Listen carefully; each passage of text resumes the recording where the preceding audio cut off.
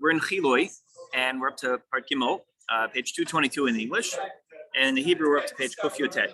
Achok Gadol, the great rule, right? There is a great rule. It's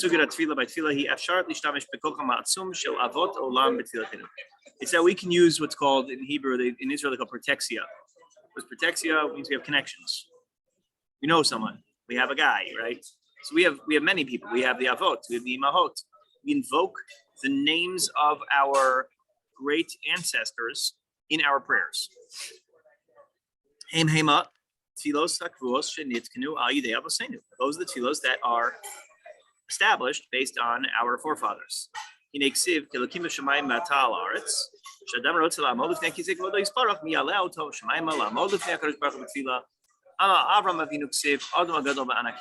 Avram, it's written about him in the book of Yoshua that he is a great man among giants, a giant among giants.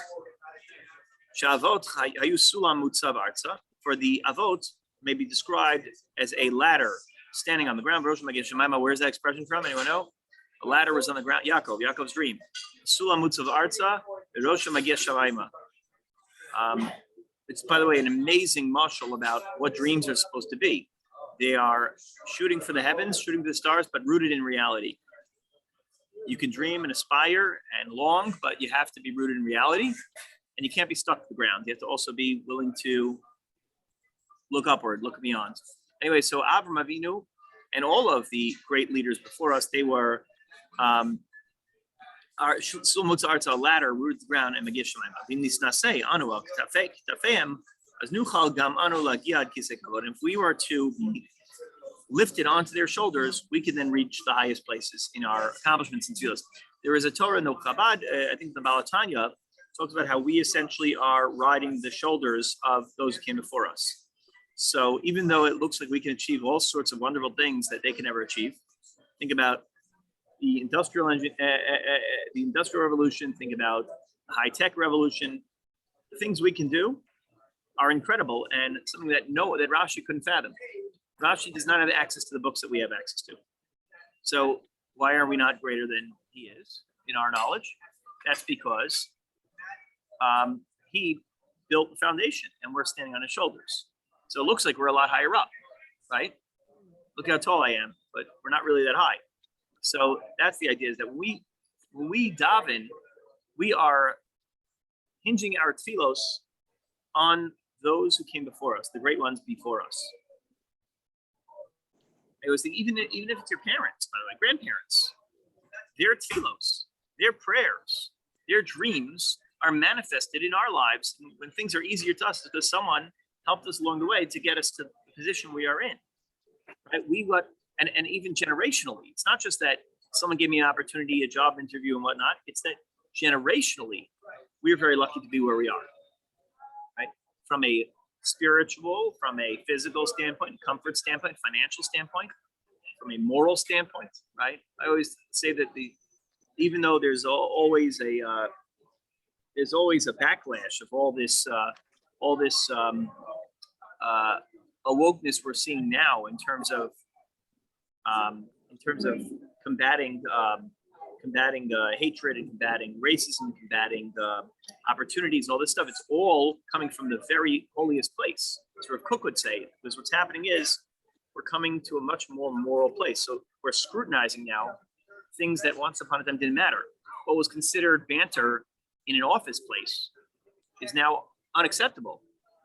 It's not that people should just chill out.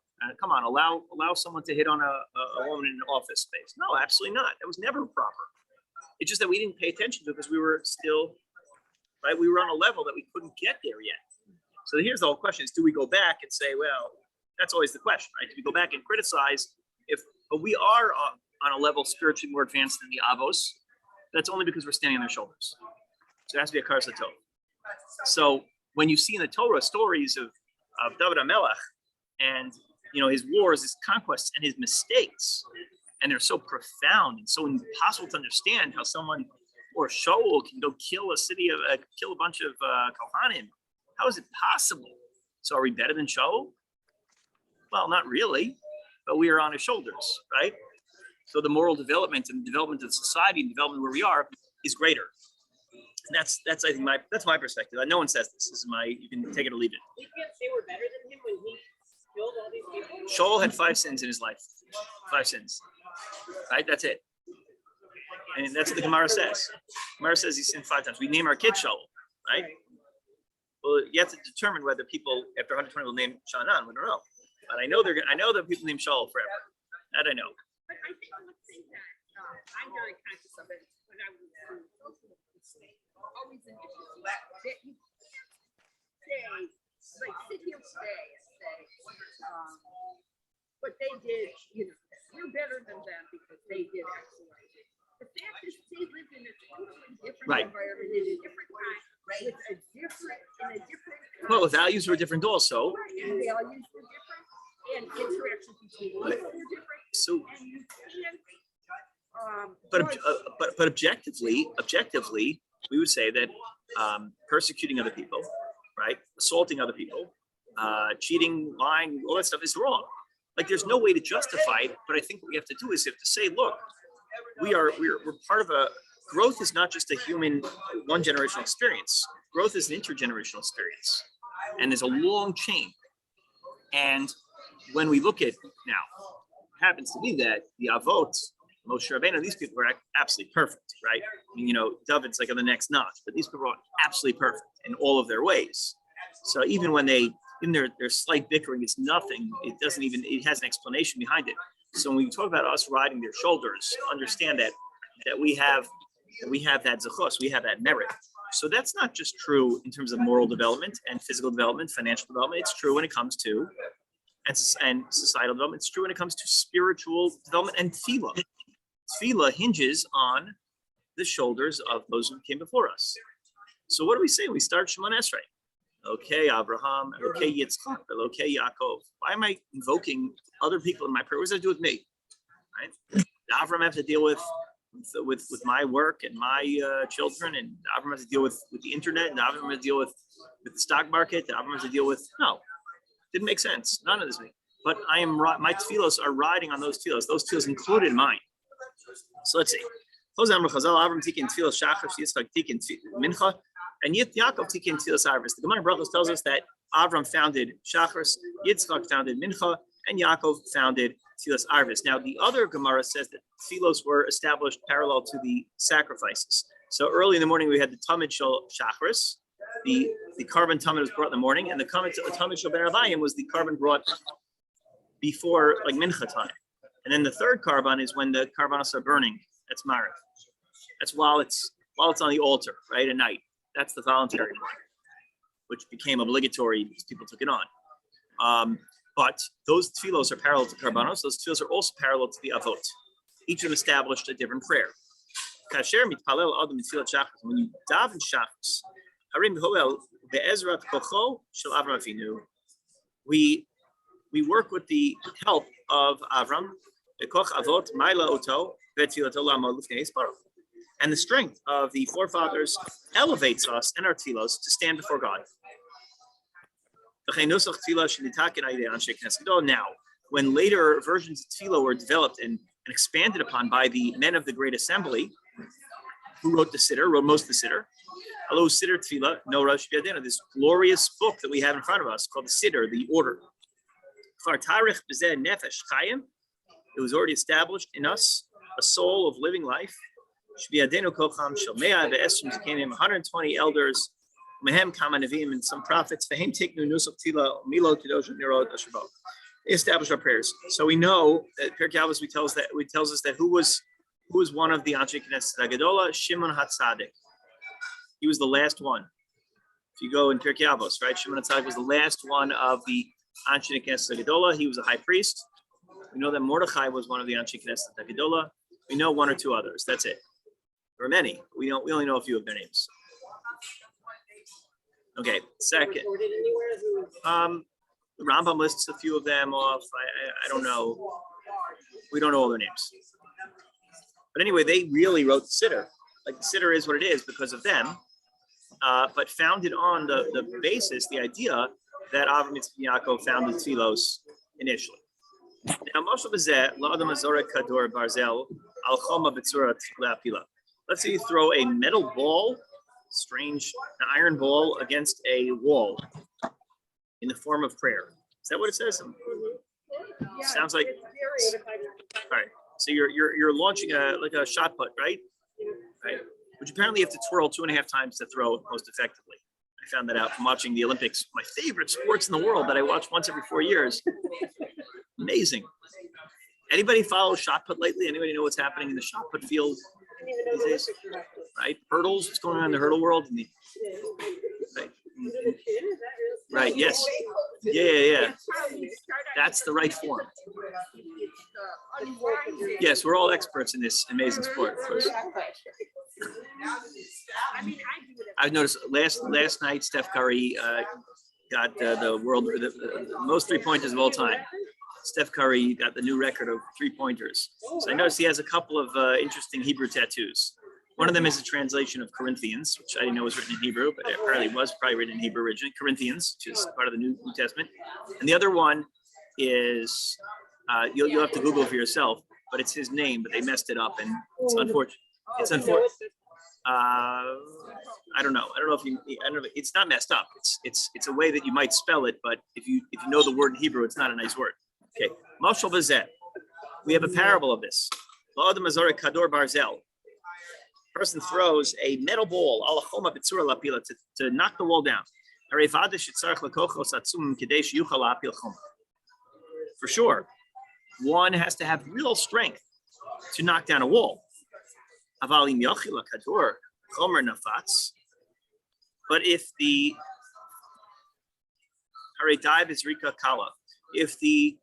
if the ball was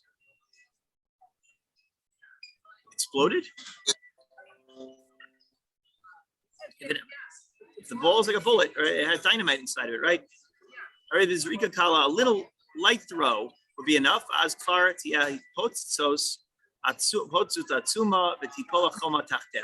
then there would be an explosion and the wall would simply fall. And this is the idea of set prayers that we recite. The man of the greatest heaven gave us. It's not just a metal ball we're throwing at a wall to knock over. It is an explosive device. It's a incendiary device, right? It can do great break down many barriers in our world, in the spiritual world. And if we daven in the proper nusach that was established for us from our generations, we knocked down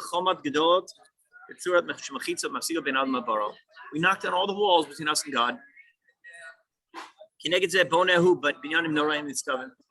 And by that we end up building great structures, great and lofty structures. And you cannot imagine the power of such tefillah because of the strength of our avot who are included in our tefillos. So we're dealing with a superpowered weapon. When we say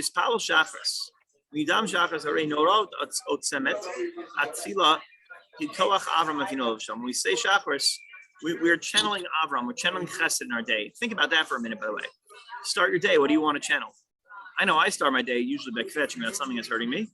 A minute later, I wake up and Tzipora says to me, can't you start your day with a smile? Okay, fine. So then I'll say something positive. Well, that's part of it. What did you say? Just wait. This way. Waking up and complaining about things. Right. It just keeps. But that's part of the thing. Like you got to start the day with. So, but it truly is. You have to try to start with like strength. We begin the day with Chesed. Begin the day with Chesed with the kindness of Avraham Avinu. He's the chariot of Chesed, and then we move into Mincha time, and we deal with Gevura. Strength to endure, right? Resilience, might, courage, the willingness to say no when the world wants you to say yes, right? That's Koach of Yitzchak. Ma'arv is Koach Yaakov. And at Ma'arv we have Yaakov, which is the synthesis of Chesed and Gvura, which is the synthesis of kindness and strength. And that's called Tiferes, splendor. And that's a complete person, right? Sometimes people are all giving and all loving, and sometimes people are all might and all strength and Either one is an extreme. It's dangerous. Think about it. Avram has 2 kids. He has a child who is a Yitzchak, and he has a child who is an Esav. Esav is extreme, and Yitzchak is I'm sorry. He has Yishmael and Yitzchak. I apologize. Yitzchak and Yishmael. So Yishmael is extreme in terms of his extracurricular activities.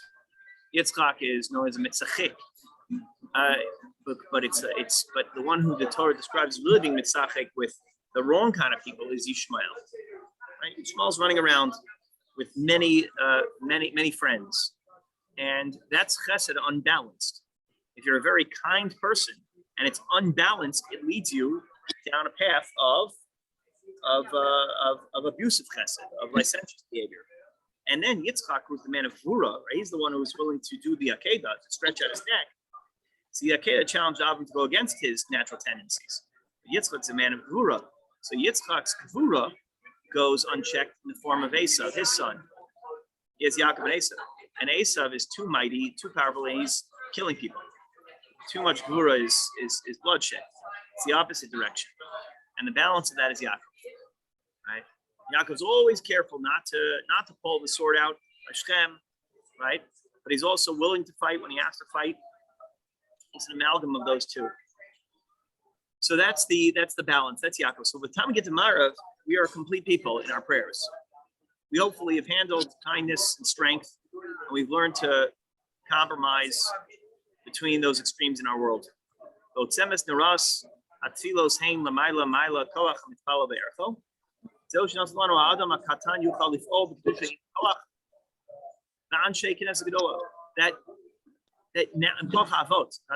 means a very small person like you and I, we can do remarkable things with our prayers on par with the Avos and with the Anshe Knesset Gedolah. Why?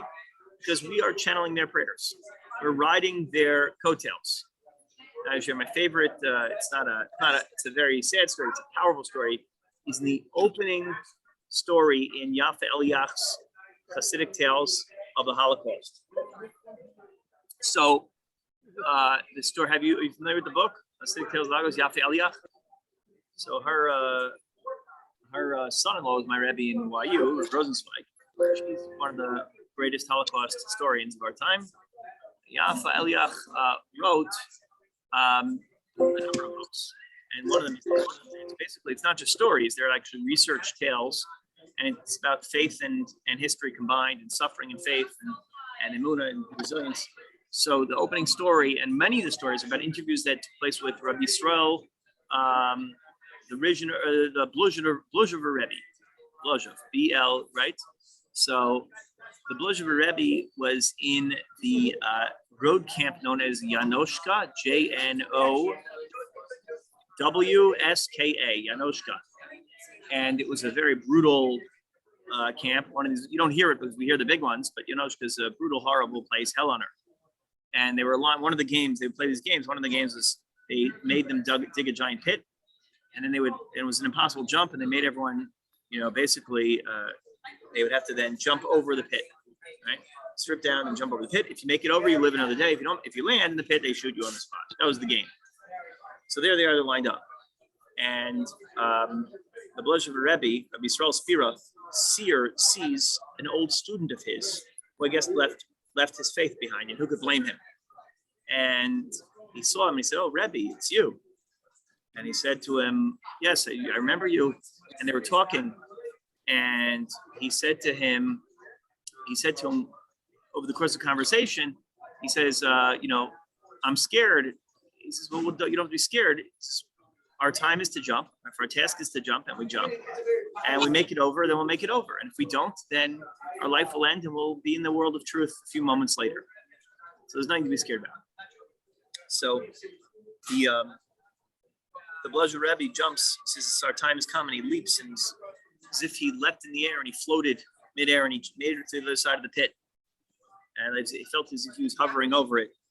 And then the student came and jumped as well, and the student landed on the other side, and his feet hit the other side of the pit, and he couldn't believe it. So he said, "How did you, Rebbe, how did you make it over?" He says, "You're an older man. Wasn't that old yet. He's older than him." He said, I was holding on to the coattails of Abraham, Isaac, and Jacob. So he said to the student, but you left. What are you holding on to? He says, I held on to your coattails. And that's the opening story of the book. So I always think of that. I think of Elokei Abraham, Elokei Yitzchak, Elokei Yaakov. What does it mean to hold on to someone else? To ride the wave of someone else's tefillos. You ever sit in davening and someone's like, you can't focus, and someone else is really davening nicely, and you look over, you're like, I'm tagging on to that person. I'm gonna in cycling, you want to actually ride. Now you don't want to be first in the pack. Yeah, because then you don't win. Right. You want to actually ride, and you want to ride in a tight pack. If I tried that, I'd fall right away. I feel like that person. There was a person with the sign in the Tour de France right away. Like it was like 5 minutes into the race, and someone stuck a sign out, and then they ran away. They ran to the border, and they caught them in Italy or something. Oh, wow. It's hilarious. Whoops! It was like the Inspector Clouseau moment. It was so awful. So anyways, so the Chaim Ba'amir. So yeah, you want to ride in the wind. You want to ride on the coattails of someone else. That's actually the most effective way to do it. Chaim Amir Tehillim. Tehillim. Who say for no Rosh Chibru David Melech. When I say Tehillim, I'm talking about my pain. I'm talking about my life. I'm talking about my anxiety. But I'm riding the anxiety of David. I'm with David, who's hiding from Shaul. I'm with David, who's fighting a war, who's fighting with Goliath. I'm with David, who's dealing with love, who's dealing with his own guilt of his own conscience. I'm with David, who's running away from his own son, who's trying to topple his malucha, right? People who want to destroy his life. And I'm with David at every stage of my struggles. Shebo kalulim kol hatfilos tachit betchinos belev kol yehudi al kol tzar b'tzukah kol tehilos and all the praises that tishbachim shtarach lehem adam al sof kol adorot kol zeh klal David HaMelech. David included all of this in his prayers. The Ruach Kodesh is Mari Tehillim Kamosh Gazor Rambam Be'ilchas Malachim Shamelech Libohu Lev Kol Yisrael. The king is the heart of all of Israel. David was our heart. Al Kain Kol Avodat Alev Shel Kol Yisrael Munach Etzlo Alav Shel. So we see that therefore all of anyone who's worshiping God with the heart is ultimately linking into David's heart. The Omer Tehillim Yesh Lo Koach Latsuma Shel David Melech. When you recite Tehillim, you're not just reading a bunch of words, right? You're channeling the strength and the emunah of David. This is so much higher than the power of the heart. Now when you say Tehillim, it's like David is davening for you. That's amazing, One time a Mashiach came and he said, you give me tzedakah, give me enough tzedakah, I'll pray for you. If you give me this level of tzedakah, I'll write down your name and I'll put it in the wall. And I said, if I give you even more, will you actually go through the wall? Will you reach in? But it's David HaMelech is davening for you. That's an amazing thing. What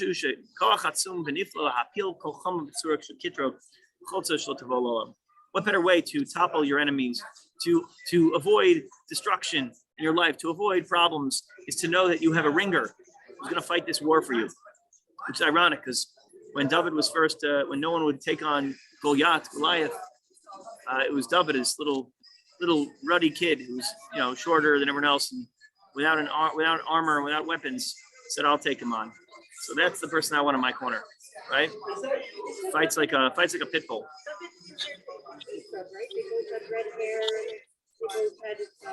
Yeah. Right. Well, passion and anger are two sides of the same coin. But yeah, absolutely. He's a fiery. So yeah, that's a good. I think the Madrash, I think the Chazal pointed out that comparison. Red is fiery, right? I know they have these. Every color hair has its own associations, right? With what people say, blonde means this and red hair means this, whatever. But red hair goes back to David HaMelech, fiery association, passionate, sort of like, that's the association we get with it. So Amirat Tehillim. So that's why we say Tehillim. It's another form of prayer. It's not like regular prayer. It's not like a sitter, but reciting Tehillim. Who Hergel Nifla. It's an incredible, a remarkable practice. It used to be in previous generations, many people would read Tehillim, Mashbali self, and they would do it around the clock. They would just sit and say Tehillim. Ashrei Adam Shekon Alasmo, hair goes at. Praiseworthy is someone who has this practice. Lomar Tehillim B'chol Yom, to say Tehillim every day. The Ligmora Sefer Pam B'Shavua, and maybe finish all Tehillim once a week. L'chos Pam B'Chodesh, or at least once a month. Hosif Od Kol Kach Kol Tzara Shlo Tavo, and also to prevent things from, it's like putting a bubble around you and preventing tzaras from coming your way. Mokai Hergelim Atovim, Gam Hergel Zekashe BeTefila, like all practice. So, like say exercise, keep your heart strong, and this morning my left side was hurting me while I was teaching Daf Yomi. I closed it, and the guys are sitting there and they were saying, "Oh, you better check it out." I said, "No, I'm going to do the manly thing and just ignore it." But it was fine. It's the left side. The left side, nothing happens, right? I think left side is not the heart. Left side means I ate after a fast late. No, but the pain is supposed to be on the right. Whatever, it's fine. I ignored it. I'm better. So now the point is, the point is that when it comes to maintaining health, you can't ignore things. You have to exercise. You have to be proactive, and you put a bubble around. We still can't prevent everything. We have no idea what's going to come our way, but we have to do our best. Make good decisions. So spiritually, also, we want to conceal ourselves. So that's Tehillim. Like all good habits. It's also good habits are hard in the beginning. You read Charles Duhigg. He wrote a book called Habits. Right? It's came out a few years ago. It's about how to break bad habits and how to start good ones and routines. And the hardest time, of course, the first few times.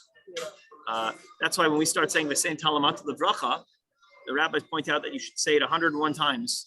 So that way, if you forget, you know that you did the right thing because it's again the practice of doing it. If you don't do that, at least if you say for 30 days straight, 90 days straight, that would be the best way to remember. So once you hit 30 days after saying Talamat Levracha and you don't know which one you said, you don't have to go back.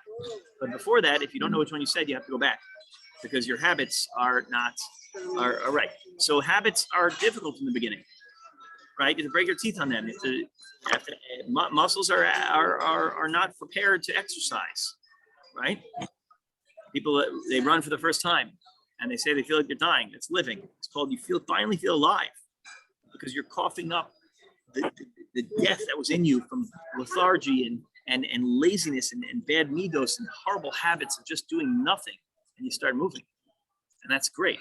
So that's same thing with spiritual movements. It's tough in the beginning. And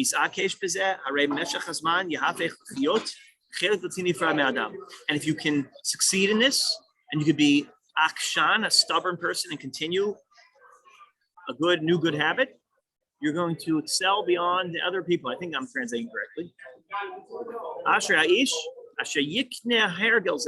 Praiseworthy is someone who takes on a good habit. I'm not a big Tehillim person. I should be. I would like to be a big Tehillim person. I'm not. My father says a lot of Tehillim, and I often see him. He has a Tehillim that he used to carry on, his art scroll Tehillim, and I think it was like really abused and like ripped up and whatever. It was his Tehillim. It's better than a new one. And one time my cousin said, "What is this?"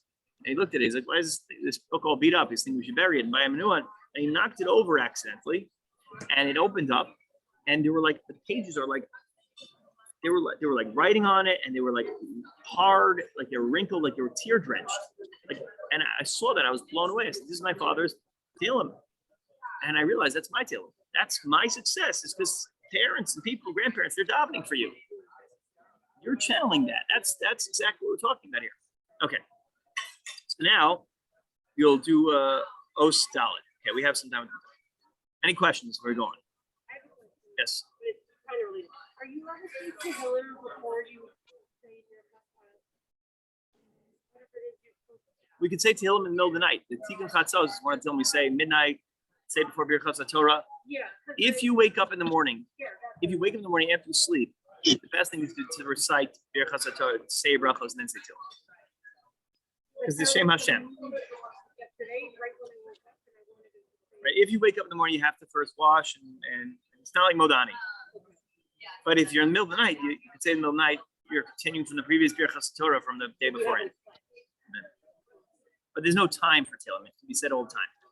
Some possibly don't say Tehillim on Shabbos. That's because we don't recite Tehillim for sick people on Shabbos. We can learn Tehillim, we can read Tehillim, but to recite Tehillim is not to be. Like Rosh Schwartz always used to say, we don't like, make a Tehillim assembly on Shabbos. Yeah. Well, there's a lot of Yeah, so some people don't like doing that. There's also a group of people who get together and drink beer on Friday nights. I don't know if Hashem's happy about that either, but all right, we do it. We do it. It's also learning. Right. Yeah. This week's beer Torah is combined with Scotland residents, so I think it'll be more open than just I think there'll be I think someone I think they will. And someone asked me about it. I think someone will come. I don't know. No, it's at different house. Because of a Nevesh Chaim. And Nevesh Chaim writes, that's Chaim Volozhner.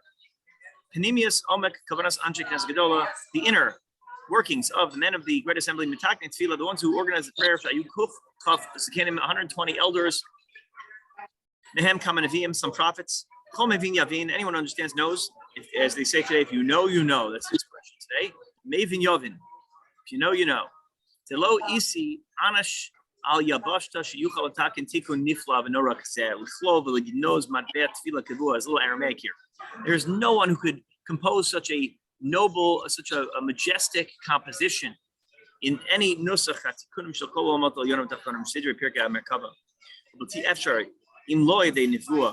How could you make such a beautiful composition like the Siddur if you didn't have prophecy? If there weren't prophets and Ruach HaKodesh among you, people like prophets, and then people like Mordechai with Ruach HaKodesh. Mordechai didn't have Nevuah, Ruach HaKodesh.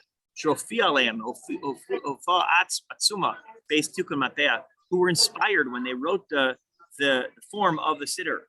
Brachos, Shamu Yispach Lafiem, Elu Atevet Asfuro to Genuzo. These are the words that are hidden away. Betocham Kol Tikunim. In the words of the Siddur are great wisdom and great depths that we're not even aware of. So understand that not only we're tapping into the prayers of others, like David is standing with us, and Avram, Yitzchak, Yaakov, and the Mahot are all standing with us, davening for us, but we're also tapping into secret words of the Anshe Knesset Gedola that have profound, far-reaching implications that we don't even understand fully. Uvandi mechagiga Adam Arishon. Sof olam bat sof hayeh shenamar. That Adam Arishon would look from one end of the world to the other end of the world. It says, "Min hayom asher bara Adam al haaretz, miktzei hashamayim ad ktzei hashamayim." Chazal darshan that he was able to, like binoculars, but able to see the other end of the world, not just through the neighbor's window. Kevan shesarach aniach. Once I guess there are other good things you could do with binoculars, like see bird watching, but I don't know. Binoculars always seem creepy to me. So, so my horrible mind always give the worst, right? Yeah, there are people who actually bird watch with binoculars, or like watch they go to a sporting event. They're cold. Look at that. I have binoculars for my birds.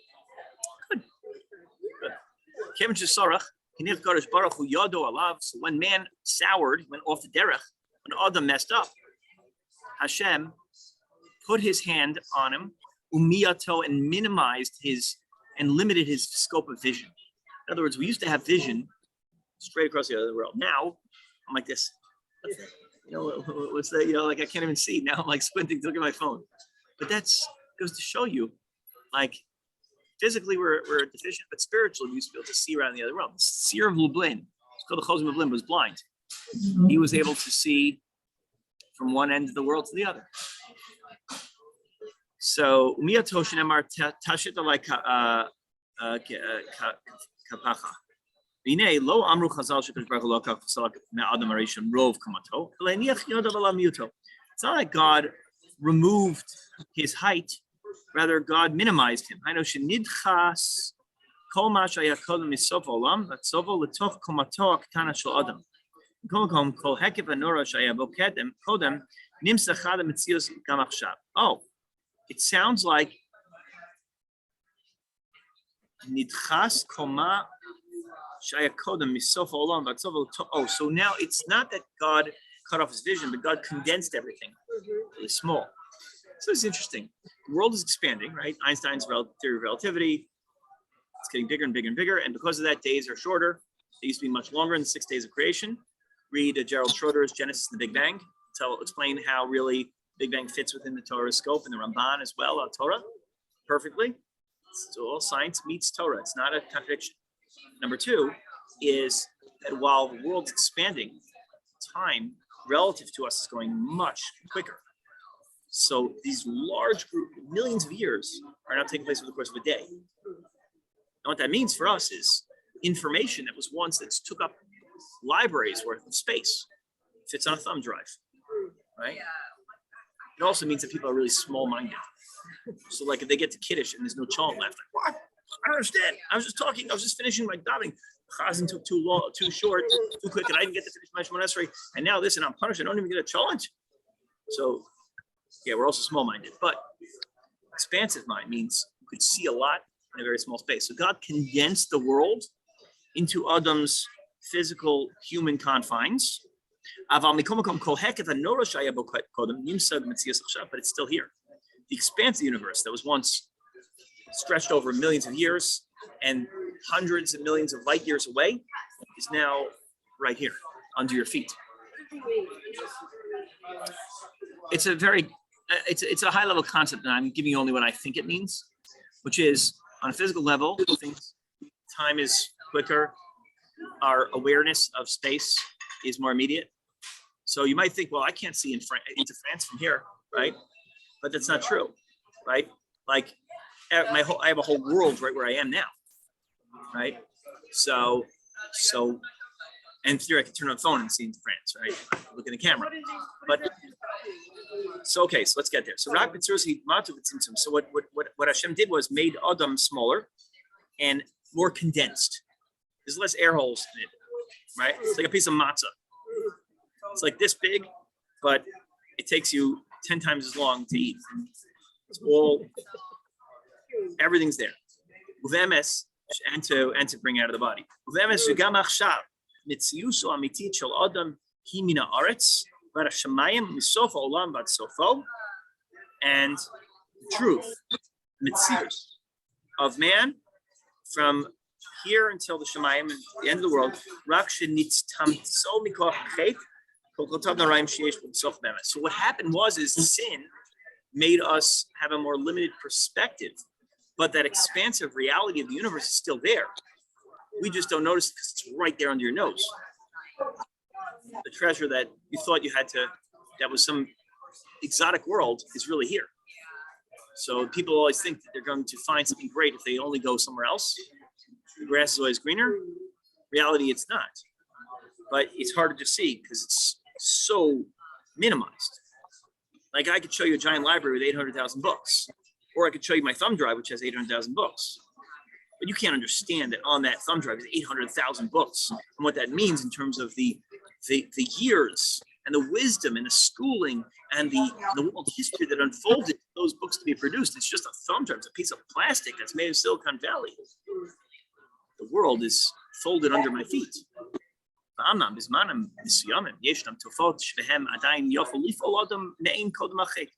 Sometimes we could tap into that expansive reality that existed prior to the sin of Adam and Chava. So when are you privy to a wider, more expansive world? This is such a cool idea. When you daven. When you daven, you're not limited. You stand for God. Nothing can happen. That's why Yaakov is davening. Where is he? He wakes up and he says, "Ein zekim besokim." This is the house of God. What do you mean? He was not in the house of God. He was in a place called Luz, Bethel. The answer is the world folded under his feet. It says the Chazal. That's exactly what he's talking about here. And all of a sudden, he was in the temple, and he was in beyond time. And Yaakov and Yosef and Binyamin, they embrace. And this one's crying for the temple, and this one's crying for the Mishkan. This is crying. What do you mean? How do you cry for a temple? You can't cry for the destruction of a temple that wasn't built yet. The Shlomo Karbach has a whole piece on this. He says, "What do you mean? You're crazy." Because what does it mean? You're crying for something that was never built before. But people who are deep are beyond time, and you're beyond space, and you could be in the temple that hasn't existed yet or hasn't existed for thousands of years, right? And I can cry with you. Hear a story about the Shoah, and you could all shed a tear. What do you mean? Because we're there. We're hovering over the pit, right? We're in that moment. So tefillah is the miraculous moment when you are beyond space and time. It's the Melech, in front of the king.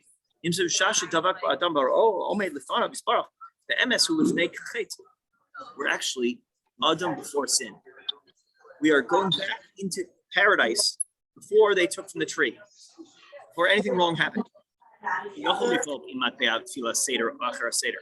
That's why when we have these structure, brachot, karbanot, smirot, kriya shema, brachos kriya shema, shemona esrei lifnei Hashem, what are we doing? We're climbing deeper, closer, and further away. Seder achar seder leprate prata chovek, whose road olam. The world goes by, he's in oblivion beyond us, and we're in the temple. We're boneh, we're mitaking, we're building, we're fixing. Hekef avodah so, engaged in the exalted work. Sofa olam at sofa mamash, one in the world to the other. Sakim mitikun, fix a wondrous world. Tikunik olamos, fixing the world. El yonam tachton seder pikri makava. And we'll just finish this chapter. Uma shenimritzu divrei Chazal, and that which. Not chapter, this section. Chazal say tefillah, kerem zulat livnei adam. That tefillah is a vineyard. How do you translate that? A vineyard of something for man. Psalms 12.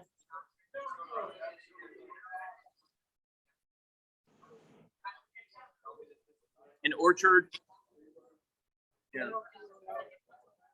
I lose. Here, Psalms 12. Here, footnote number 31. Where's 31? Kerem zulas livnei adam. Oh, he doesn't translate it. These are matters that are the heights. Kerum. Yeah, I was like looking for the word. They're the heights of the world. Kerum, not kerem. Kerum for livnei adam, for man, make light of them. So what is that talking about? All right, that's why you didn't translate. I don't know what it means either. These are the lofty matters in the world. The holiest things people make fun of. Right? You ever notice like really great things people laugh at, and really stupid things people exalt? They turn into greatness. Shiofiyav. That's what Rav Hutner says, that a lates takes something of worth and devaluates it, and takes something that is worthless and places value on it. But Bnei